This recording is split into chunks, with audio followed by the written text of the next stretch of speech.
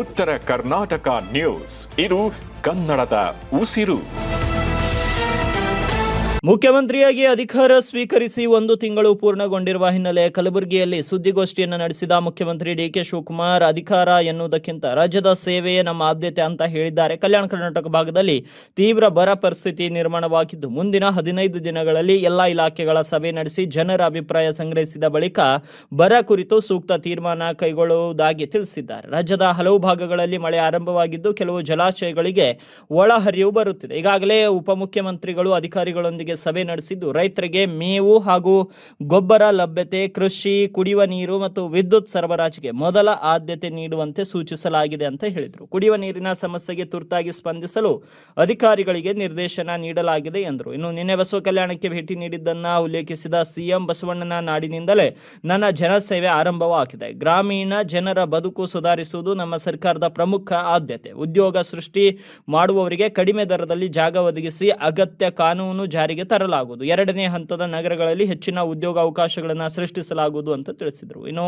ವಿಶೇಷ ಮತದಾರರ ಪಟ್ಟಿ ಪರಿಷ್ಕರಣೆ ಕುರಿತು ಪ್ರತಿಕ್ರಿಯಿಸಿದ ಅವರು, ಸರ್ಕಾರ ಸಂಪೂರ್ಣ ಪಾರದರ್ಶಕವಾಗಿ ಪ್ರತಿಕ್ರಿಯೆ ನಡೆಸುತ್ತಿದ್ದು, ಮತದಾರರನ್ನು ಉಳಿಸಿಕೊಳ್ಳುವುದೇ ಉದ್ದೇಶವಾಗಿದೆ. ಯಾವುದೇ ಅಕ್ರಮಕ್ಕೆ ಅವಕಾಶ ನೀಡುವುದಿಲ್ಲ. BLO ಸಿಬ್ಬಂದಿ ಕಾನೂನು ಬಾಹಿರವಾಗಿ ನಡೆದುಕೊಳ್ಳುವುದಿಲ್ಲ ಅಂತ ಸ್ಪಷ್ಟಪಡಿಸಿದರು. ಇನ್ನು ಕಲ್ಯಾಣ ಕರ್ನಾಟಕ ಪ್ರದೇಶ ಅಭಿವೃದ್ಧಿ ಮಂಡಳಿ 5,000 ಕೋಟಿ ಅನುದಾನ ಲಭ್ಯವಿದ್ದು, ಎಲ್ಲ ಯೋಜನೆಗಳನ್ನು ಶೀಘ್ರ ಅನುಷ್ಠಾನಗೊಳಿಸುವಂತೆ ಶಾಸಕರಿಗೆ ಸೂಚಿಸಲಾಗಿದೆ. ಹಲವು ಯೋಜನೆಗಳಿಗೆ ಈಗಾಗಲೇ ಸರ್ಕಾರದಿಂದ ಅನುದಾನ ಬಿಡುಗಡೆಯಾಗಿದೆ ಅಂತ ತಿಳಿಸಿದರು. ಇನ್ನು ರೈತರ ಸಾಲ ಮನ್ನಾ ಕುರಿತು ಬೇಡಿಕೆಗೆ ಪ್ರತಿಕ್ರಿಯಿಸಿದ ಸಿಎಂ, ಸಾಲ ಮನ್ನಾ ವಿಚಾರವನ್ನು ಪರಿಶೀಲಿಸಲಾಗುವುದು. ಹಿಂದೆ ನಮ್ಮ ಸರ್ಕಾರವು ಸಾಲ ಮನ್ನಾ ಮಾಡಿತ್ತು. ಬೇರೆ ರಾಜ್ಯಗಳ ಕ್ರಮಗಳನ್ನು ಗಮನಿಸುತ್ತಿದ್ದೇವೆ ಎಂದರು. ಇನ್ನು ಹೊಸ ಇಲಾಖೆಗಳ ರಚನೆ ಕುರಿತು ಸಚಿವ MB ಪಾಟೀಲ್ ಅಪಸ್ವರ ಎತ್ತಿದ್ದಾರೆ ಎಂಬ ಪ್ರಶ್ನೆಗೆ ಉತ್ತರಿಸಿದ ಸಿಎಂ, ಯಾವುದೇ ಅಪಸ್ವರವಿಲ್ಲ, ಅದು ನಿಮ್ಮ ಅಭಿಪ್ರಾಯ ಅಷ್ಟೇ ಅಂತ ಹೇಳಿದರು. ಇದೇ ವೇಳೆ ರಾಜ್ಯ ಸಚಿವ ಸಂಪುಟ ವಿಸ್ತರಣೆ ಕುರಿತು ಕೇಳಲಾದ ಪ್ರಶ್ನೆಗೆ ಮುಖ್ಯಮಂತ್ರಿ ಡಿಕೆ ಶಿವಕುಮಾರ್ ಯಾವುದೇ ಪ್ರತಿಕ್ರಿಯೆ ನೀಡದೆ ಮೌನವನ್ನು ವಹಿಸಿದರು. ಮಾಧ್ಯಮದ ಎಲ್ಲ ಸ್ನೇಹಿತರೆ, ಗೌರವಾನ್ವಿತ ರಾಜ್ಯದ ಉಪಮುಖ್ಯಮಂತ್ರಿಗಳಂತ ಡಾಕ್ಟರ್ ಪರಮೇಶ್ವರ್ ಅವರೇ, ಹಿರಿಯ ಸಚಿವರಾದಂಥ ಸಹೋದ್ಯೋಗಿಗಳಂಥ KH ಮುನಿಯಪ್ಪನವರೇ, ತಮ್ಮ ಜಿಲ್ಲಾ ಮಂತ್ರಿಗಳಂಥ ಪ್ರಿಯಾಂಕ್ ಖರ್ಗೆ ಅವರೇ, ಶ್ಯಾಮ್ ಪ್ರಕಾಶ್ ಪಾಟೀಲ್ ಅವರೇ,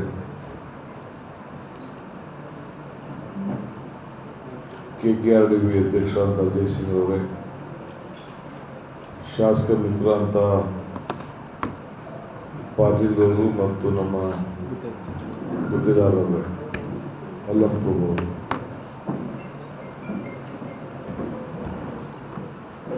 ಆಕ್ಟಿವಿಟೀಸ್ಗೆ ನಮ್ಮ BLOಗಳಿಗೆ ಅವಕಾಶ ಕೊಡೋದಿಲ್ಲ. ಪ್ರತಿ ಮನೆಗೂ ಹೋಗಿ 3 ಬಾರಿ ಹೋಗಿ ಆ BLO ಫಾರ್ಮ್ ಕೊಡಬೇಕು.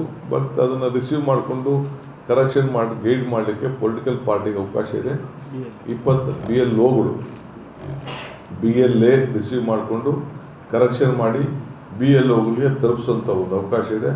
ಅಷ್ಟು ಬಿಟ್ಟರೆ ಬೇರೆ ಯಾವುದಕ್ಕೂ ನಾವು ಕಾನೂನು ವಿರುದ್ಧವಾಗಿ ನಮ್ಮ ಅಧಿಕಾರಿಗಳಿಗಾಗಲಿ ಯಾರಿಗೇ ಆಗಲಿ ನಾವು ಅವಕಾಶ ಕೊಡೋದಿಲ್ಲ. ಕಾನೂನು ಏನು BLOಗಳ ಬಗ್ಗೆ ಏನು ಅವ್ರಿಗೇನು ಜವಾಬ್ದಾರಿ ಇದೆ, ಅವರಿಗೆ ಫ್ರೀಯಾಗಿ ಎಲೆಕ್ಷನ್ ಕಮಿಷನ್ ಆದೇಶ ಏನಿದೆ ಆ ಪ್ರಕಾರ ನಡೆಸಲಿಕ್ಕೆ ಅವರಿಗೆ ಅವಕಾಶವನ್ನು ಕೊಡ್ತಾ ಇದ್ದೀವಿ. ಅವ್ರಿಗೇನಾದರೂ ಸಹಾಯ ಬೇಕು ಅಂದರೆ ಅವರಿಗೆ ರೆಸಿಡೆನ್ಷಿಯಲ್ ಸರ್ಟಿಫಿಕೇಟ್ ಕೊಡಲಿಕ್ಕೆ ಮತ್ತು ಕ್ಯಾಸ್ಟ್ ಸರ್ಟಿಫಿಕೇಟ್ನ ಡೌನ್ಲೋಡ್ ಮಾಡಿಕೊಳ್ಳಿಕ್ಕೆ, ಉಚಿತವಾಗಿ ರೆಸಿಡೆನ್ಷಿಯಲ್ ಸರ್ಟಿಫಿಕೇಟ್ನ ಅವರಿಗೆ ಕೊಡಲಿಕ್ಕೆ ಯಾರು ವಾಸ ಇದ್ದಾರೆ ಅವರೆಲ್ಲರೂ ಕೂಡ 10 ವರ್ಷ ವಾಸ ಇರೋಂಥವ್ರಿಗೆ ಕೊಡಲಿಕ್ಕೆ ಯಾರೇ ಸರ್ಕಾರ ಆದೇಶ ಕೂಡ ಹೊರಡಿಸಿದೆ. ಈಗ ಇಲ್ಲಿ ನಾವು ಅನೇಕ ಟಾಸ್ಕ್ ಫೋರ್ಸನ್ನು ಕೂಡ ಈಗಾಗಲೇ ನಾವು ವಿವಿಧ ರೀತಿಯಲ್ಲಿ ಕುಡಿಯೋ ನೀರಿನ ವಿಚಾರದಲ್ಲಿ ಈಗಾಗಲೇ ನಾವು ಮಾಡಿರೋದು ತಮಗೆಲ್ಲ ಗೊತ್ತಿರುವಂಥ ವಿಚಾರ. ಇವತ್ತು ಕಲ್ಯಾಣ ಕರ್ನಾಟಕದಲ್ಲಿ ಅನೇಕ ಸ್ಕೀಮ್ಗಳಿದೆ.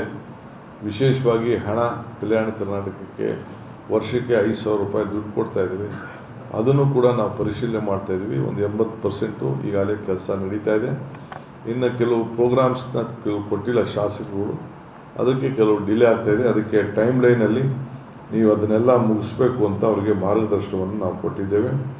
ಸೊ ಎಲ್ಲ ಯೋಜನೆಗಳನ್ನು ಅನುಷ್ಠಾನ ತರಲಿಕ್ಕೆ ಟೈಮ್ ಲೈನಲ್ಲಿ ಹಣ ಖರ್ಚು ಮಾಡಲಿಕ್ಕೆ ಈಗಾಗಲೇ ಏನು ಕಳೆದ ಈ ಪ್ರಾರಂಭ ಮಾಡಿದಾಗಿಂದ ನಮ್ಮ ಸರ್ಕಾರ ಬಂದ ಮೇಲೆ ನಾವೇನು ಮಾತು ಕೊಟ್ಟಿದ್ದೋ ಆ ಮಾತು ಪ್ರಕಾರ ಈಗಾಗಲೇ ಹಣ ಕೂಡ ಈಗಾಗಲೇ ಬಿಡುಗಡೆ ಮಾಡ್ಕೊಂಡು ಬಂದಿದೆ. ಕುಡಿಯೋ ನೀರು ವಿಚಾರದಲ್ಲಿ ಎಲ್ಲ RO ಪ್ಲ್ಯಾಂಟ್ಗಳಿಗೆ ರೀಚೆಕ್ ಮಾಡಬೇಕು ಅಂತ ಹೇಳಿದ್ದೇವೆ.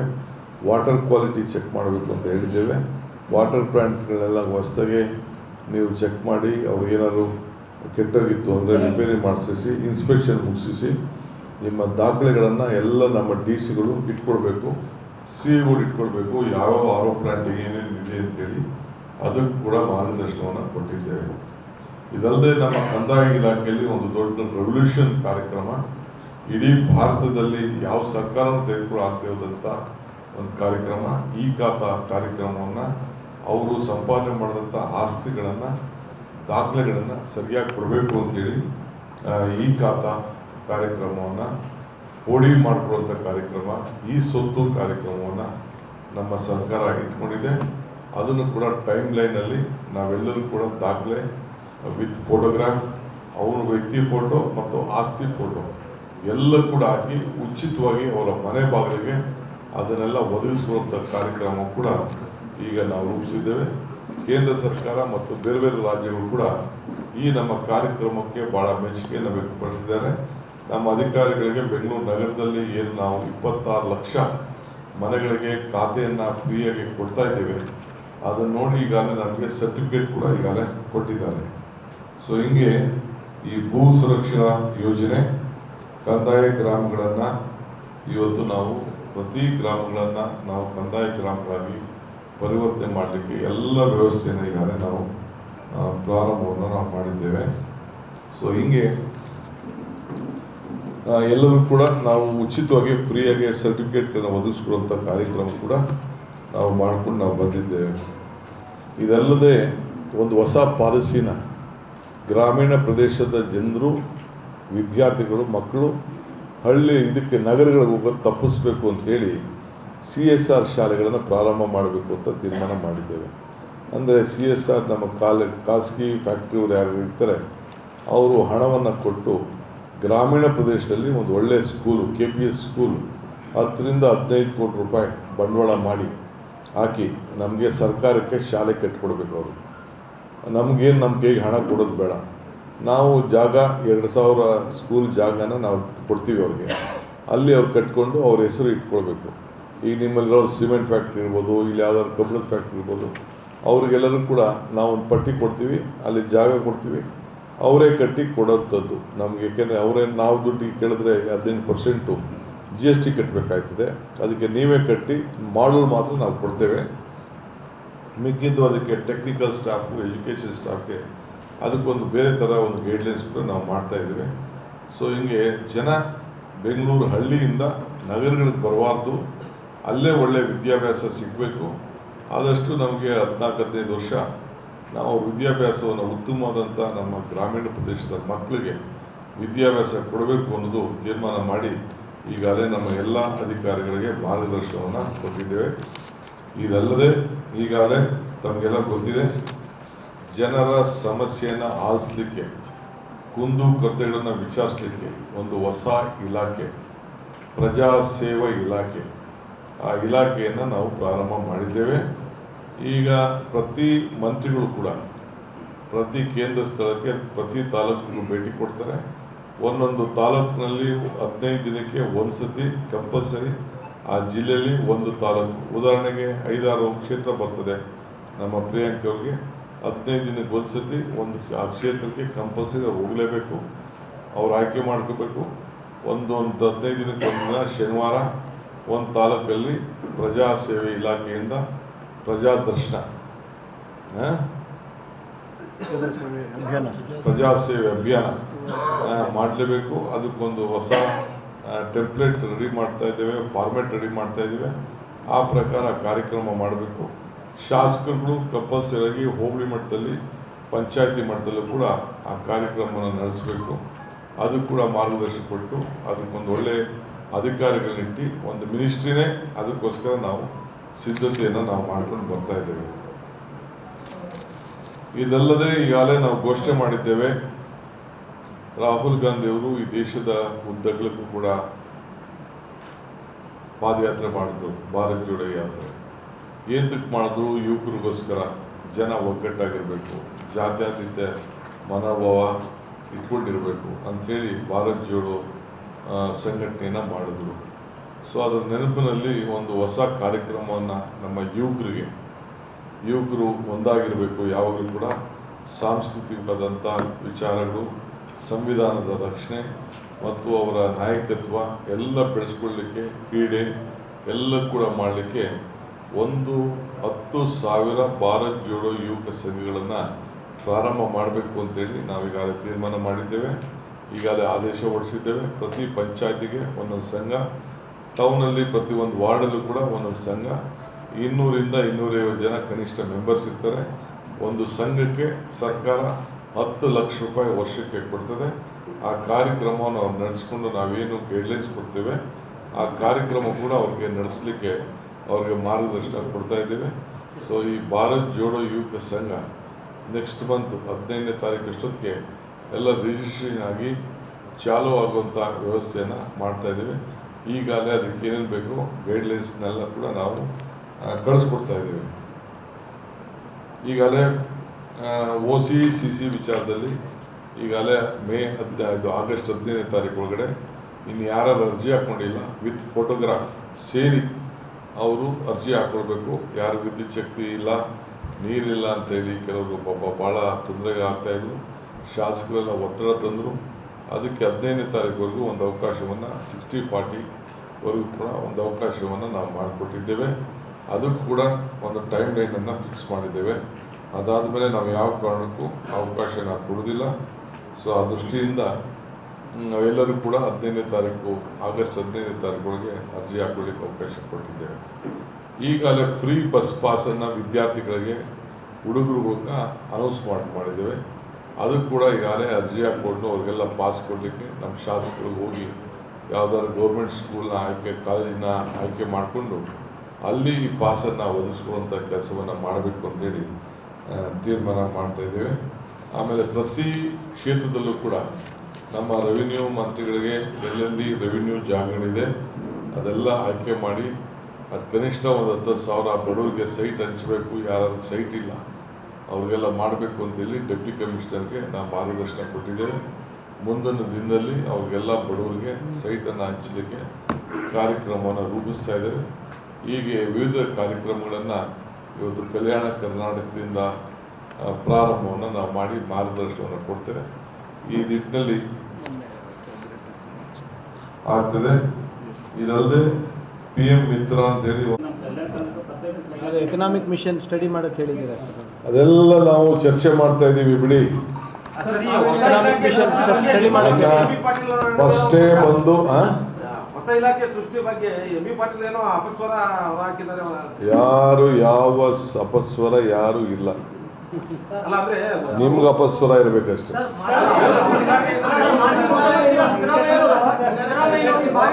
ಅದೇ ಎಕನಾಮಿಕ್ ಮಿಷನ್ ಪರಿಶೀಲನೆ ಮಾಡಕ್ಕೆ ಹೇಳಿದ್ದಾರೆ. Kalyana Karnataka economic mission secretariat ಹೇಳಿದ್ವಿ ಸರ್. ಮಿನಿಸ್ಟ್ರಿ ಕೇಳ್ತಾ ಇದೆ. ಇಲ್ಲೆಲ್ಲ ಸೆಕ್ರೆಟ್ರಿಯೇಟ್ ಅಂತ ಇತ್ತು, ಸೆಕ್ರೆಟ್ರಿಯೇಟ್ ಮಾಡಿದ್ದೀವಿ. ಈಗ ಸಚಿವಾಲಯನೇ ಪ್ರತ್ಯೇಕವಾಗಿ ಕೇಳ್ತಾ ಇದ್ದಾರೆ ಸರ್. ಅದು ಇನ್ನೂ ಚರ್ಚೆಗೆ ಬಂದಿಲ್ಲ. ಮಾತಾಡೋಣ. ಒಂದೇ ದಿನಕ್ಕೆ ಬೇಕಾದ್ರೆ ಊಟ ಮಾಡೋದಿದೆ.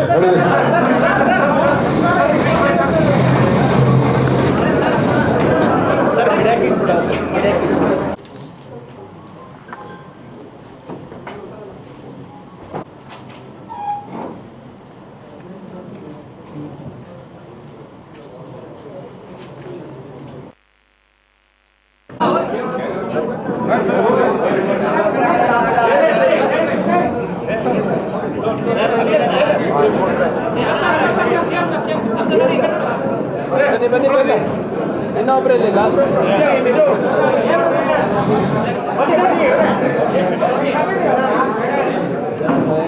ಹೆಣ್ಮಗಳು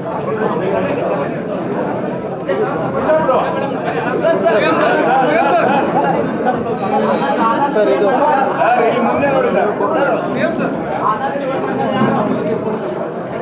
ಥ್ಯಾಂಕ್ ಯು.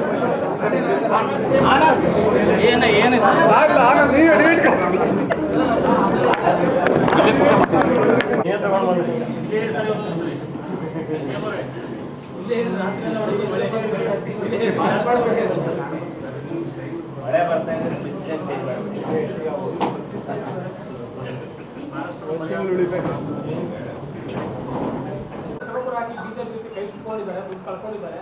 ತುರ್ತು ಪರಿಹಾರ ಕೊಡೋದಕ್ಕೆ ಸರ್ಕಾರ ಆಲೋಚನೆ ಮಾಡುತ್ತೆ. NDRF ಜಸ್ಟ್ ಅವೈಲೇಬಲ್ ಇದೆ, ಅದನ್ನು ಕೊಡಿ. ಎಲ್ಲ ನಾವು ತಿಳಿಸ್ತೇವೆ. ಸದ್ಯ ಇವತ್ತು ತಾನೇ ಬಂದಿದ್ದೀನಲ್ಲ, ನನಗೆ ನೀವು ಸಹಕಾರ ಕೊಡಿ.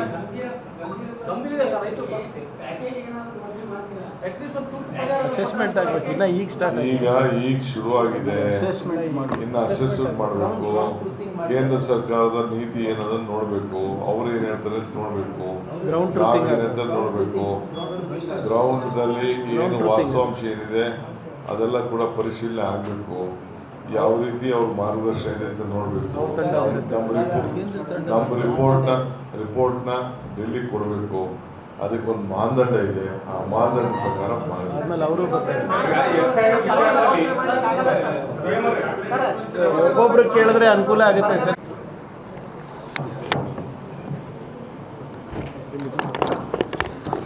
ಸುಮಾರು 320 ಕೋಟಿ ರೂಪಾಯಿನ ಅಭಿವೃದ್ಧಿಪಡಿಸಲು ಈಗಾಗಲೇ ಗುಲ್ಬರ್ಗದಲ್ಲಿ ಅಭಿವೃದ್ಧಿಪಡಿಸಲು ಈಗಾಗಲೇ ನಾವು ವ್ಯವಸ್ಥೆಯನ್ನು ಮಾಡ್ತಾ ಇದ್ದೇವೆ. ಸೊ ಅದಲ್ಲದೆ ಬೆಳೆ ವಿಮೆ ವಿಚಾರದಲ್ಲಿ ಜನ ಭಾಳ ಆತಂಕ ಇದ್ದರು. ಈಗಾಗಲೇ ಹಂಗಾಮಿನಲ್ಲಿ ಮುಂಗಾರಿಗೆ ತೊಂದರೆ ಆದಾಗ ಅದಕ್ಕೆ ನಮಗೆ ದುಡ್ಡು ಬಂದಿಲ್ಲ ಅಂತ ಹೇಳ್ತಾ ಇದ್ರು. ಒಟ್ಟು 585 ಕೋಟಿ ರೂಪಾಯಿ ಬೆಳೆ ವಿಮೆ ಪರಿಹಾರವನ್ನು ಈಗಾಗಲೇ ಲೆಕ್ಕಾಚಾರ ಮಾಡಲಾಗಿತ್ತು. ಇದರಲ್ಲಿ 243 ಕೋಟಿ ರೂಪಾಯಿ ಇತ್ಯರ್ಥಪಡಿಸಲಾಗಿದೆ. ಇನ್ನು 344 ಕೋಟಿ ರೂಪಾಯಿಗಳನ್ನು ಈ ದಿನ ಅಂದರೆ 225 ಕೋಟಿ ರೂಪಾಯಿ ಅನುದಾನವನ್ನು ಬಿಡುಗಡೆ ಮಾಡಲು ಆದೇಶವನ್ನು ನಾವು ಕೊಟ್ಟಿದ್ದೇವೆ. ಉಳಿದ ವಿಮೆ ಪರಿಹಾರವನ್ನು ಸದ್ಯದಲ್ಲೇ ಬಿಡುಗಡೆ ಮಾಡಲು ಸೂಕ್ತ ಕ್ರಮವನ್ನು ಕೈಗೊಳ್ತಾ ಇದ್ದೇವೆ. ಇಷ್ಟು ವಿಚಾರವನ್ನು ಇವತ್ತು ನಾವೆಲ್ಲ ಬಂದು ಬೆಳಗ್ಗೆಯಿಂದ 4 ಗಂಟೆ ಎಲ್ಲ ಜನಪ್ರತಿನಿಧಿಗಳನ್ನ ಕರೆಸಿ ಅವರ ಅಭಿಪ್ರಾಯವನ್ನು ಕೇಳಿ, ಅವರ ಸಲಹೆಯನ್ನು ಕೇಳಿ, ಅವ್ರಿಗೇನು ಮಾರ್ಗದರ್ಶನ ಕೊಡಬೇಕು ಆ ಕೆಲಸವನ್ನು ಕೂಡ ಇವತ್ತು ನಾವು ಮಾಡಿದ್ದೇವೆ. ಭಾಳ ಸಂತೋಷ ಆಯಿತು. ಎಲ್ಲ ಅಧಿಕಾರಿಗಳು ಕೂಡ ರಾಜ್ಯ ಮಟ್ಟದಿಂದ ಚೀಫ್ ಸೆಕ್ರೆಟರಿ ಆದಿಯಾಗಿ ಎಲ್ಲ ಅಧಿಕಾರಿಗಳು ಕೂಡ ಬಂದು ಪಾಲ್ಗೊಂಡು ಸುಮಾರು 50ಕ್ಕೂ ಹೆಚ್ಚು ಜನ ಶಾಸಕರು ಕೂಡ ಅವರು ಕೂಡ ಬಂದು MP ಗಳು ಬಂದು ಪಾಲ್ಗೊಂಡು ಮಾರ್ಗದರ್ಶನವನ್ನು ಕೊಟ್ಟಿದ್ದಾರೆ.